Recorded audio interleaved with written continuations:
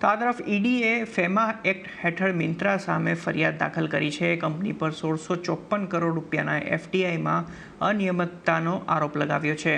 વધુ વિગત સહયોગી કરણ નેગાંદી પાસેથી લઈએ. કરણ, મિંત્રા સામે ફરિયાદ કેમ થઈ છે? જી, તો ઈડીએ જે છે તે મિંત્રા સામે એ ફરિયાદ નોંધી છે. હવે આ ફરિયાદ કેમ નોંધવામાં આવી છે તેની વિગતો લઈએ તો મિંત્રા ડિઝાઇન જે કંપની છે તેની સામે ફેમા એટલે કે ફોરેન એક્સચેન્જ મેનેજમેન્ટ એક્ટ હેઠળ ઈડીની જે બેંગ્લોર ઝોનલ ઓફિસ છે તેમણે આ ફરિયાદ નોંધી છે.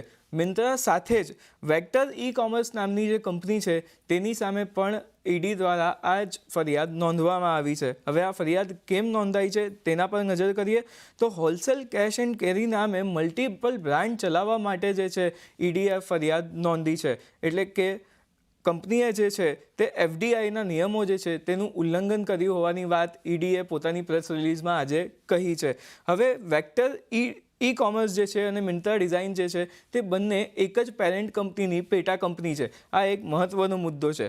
અને મિંત્રાએ જે છે તે 1654 કરોડ રૂપિયાનું એફડીઆઈ મળ્યું છે જે આ એફડીઆઈના નિયમોનું જે છે તે ઉલ્લંઘન કરે છે. એના માટે ઈડીએ આ મોટી કાર્યવાહી બંને કંપનીઓ સામે કેસ નોંધીને કરી છે. સાથે જ મિંત્રાએ છે તે B2B અને B2C વ્યવહારો દ્વારા આ એફડીઆઈ નિયમોનું ઉલ્લંઘન કર્યું હોવાની વાત જે છે આજે આપણને સામે આવતી દેખાઈ રહી છે.